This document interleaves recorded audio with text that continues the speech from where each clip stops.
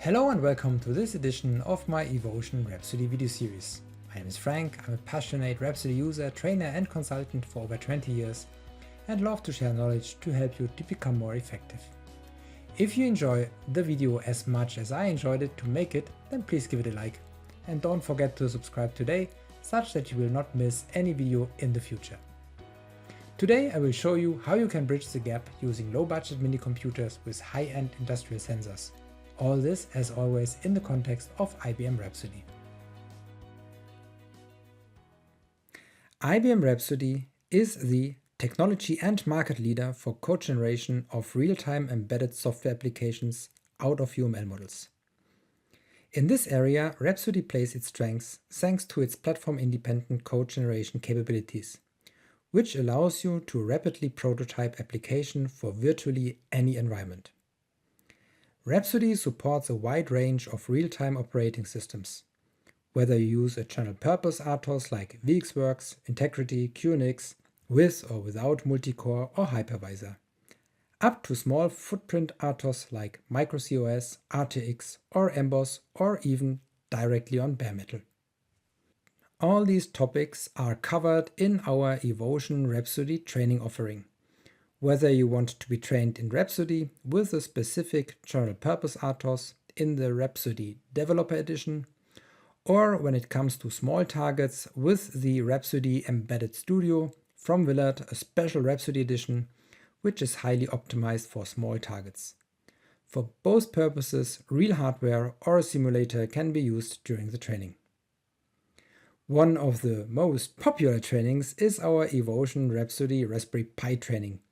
Here we teach the principles of embedded code generation in Rhapsody with a generic, quite popular, super cheap and versatile real target, the Raspberry Pi.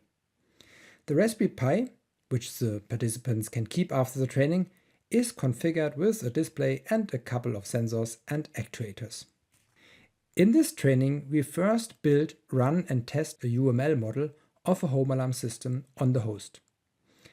After we have validated the system functionality, we compile, download and run the application on the Raspberry Pi. For this we provide a pre-configured Raspberry Pi build environment in Rhapsody, using a cross-compiler. The most exciting moment for all students is when the application is running on the Raspberry Pi, driving all these sensors and actuators. Especially when we are debugging and seeing the behavior and interaction dynamically with animated UML diagrams in Rhapsody on the host on the PC. As the objective of this training is to learn Rhapsody UML and its capabilities to generate code, the hardware that I use, especially the sensors, is secondary. These kind of sensors and actuators are just good enough for use cases where high precision and robustness is not really needed. When it comes to professional industrial measurement, this changes of course, and the requirements on the sensors are much higher. In this area we use a different category of sensors, which are extremely reliable, robust and precise. If you intend to use these kind of sensors, you will hear more and more the term IO-Link. So what is IO-Link? IO-Link is an universal industrial communication networking standard used for connecting digital sensors and actuators to either a type of industrial fieldbus or a type of industrial Ethernet. The communication is bidirectional, which is pretty smart. Not only that you can retrieve data from a sensor, you can also talk to the sensor to configure or parameterize it for further diagnosis. Because all this is standardized, it's very easy to configure, set up and use such an environment, which more or less looks like this. So a sensor connects to IO-Link master, connect to programmable logic. Thanks to the standard, you can connect any IO-Link sensor or actuator with any IO-Link master together with any programmable logic. This is probably the reason why IO-Link is becoming ever more popular and the rapid adoption of its use. This technology is really a great enabler for real Industry 4.0 automation systems. As much as they are popular in the industry, There was no commercial product available to use them with a low-budget mini computer. Up to now.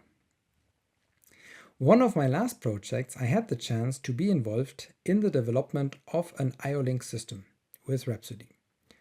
While I was searching for different IO-Link resources, I by chance found this on the web. How cool is this? An IO-Link master shield for Arduino and Raspberry Pi.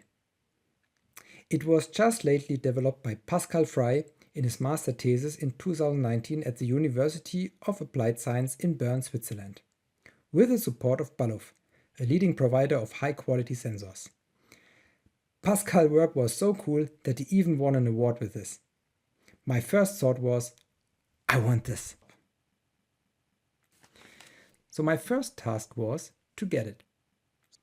I contacted the university and got in touch with the supervising professor and was able to order one of the very first shields. Then I bought the sensors from Balluff and finally received a link to download the demonstrator sources from Pascal master thesis on Git. The next task was to get this running on my Raspberry Pi with our training environment. And these were 3 steps. Step number 1, I reverse engineered the sources in Rhapsody. Step number 2, I compiled them in Rhapsody with our training environment. Step number 3, I downloaded and run the demonstrator application from Pascal master thesis with Rhapsody animation on a Raspberry Pi. This task 2, with its 3 steps, is what I'm going to share with you today in my very first video on this topic. So let's come to step 1, reverse engineering the code. To reverse engineer existing code into Rhapsody, you have 2 options. First option is code-centric. Here you use Rhapsody only to visualize your existing code. This is the straightforward and preferred approach if you simply want to analyze or document your existing code on model level and want to continue the development in future on the code level.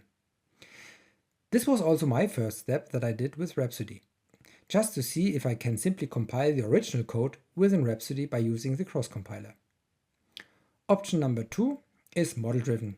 Here Rhapsody creates a model based on your code. The model serves in the future as a master for Rhapsody and will generate new code. This is the preferred approach if you want to leverage full model-driven capabilities within Rhapsody and continue your development within Rhapsody on the model level, allowing you higher efficiency in future. Because I want to be able to animate the existing code within Rhapsody, I took this second option. You simply point to the code and Rhapsody is doing its job. So let's take a look on the model and code level after reverse engineering. This is how the code looks like on model level in Rhapsody. On the left we have the model browser and on the right a diagram. The cool thing with Rhapsody, I can click on a model element, whether it is in the diagram or in the model browser, and I see the corresponding code. This looks pretty much like the original code, but when you look a bit closer, you might notice this includes oxf.h. This gets more obvious when I switch on animation in the configuration.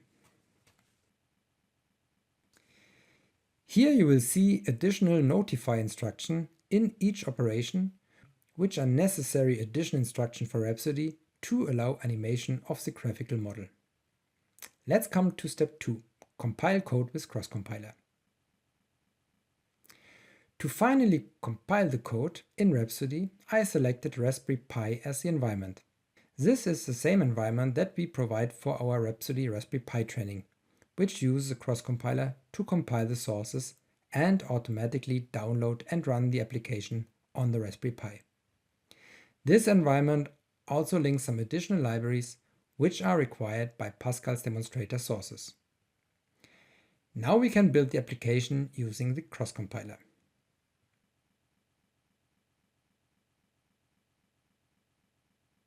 Step 3. Download and run with animation. When you press run, Rhapsody connects with the Raspberry Pi through TCP/IP, then downloads and starts the application on the Raspberry Pi. The application itself connects with Rhapsody and the animation toolbar becomes active. allowing us to run and debug the application on the UML level in Rhapsody.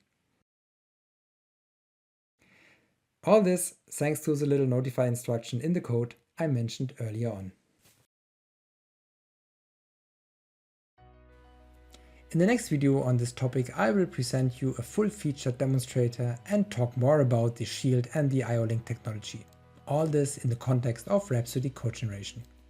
If you don't want to miss this video or any of the series of videos, don't forget to subscribe today. If you enjoyed this video, I would be very happy if you give it a like. That's it, see you soon on part 2, thank you and goodbye.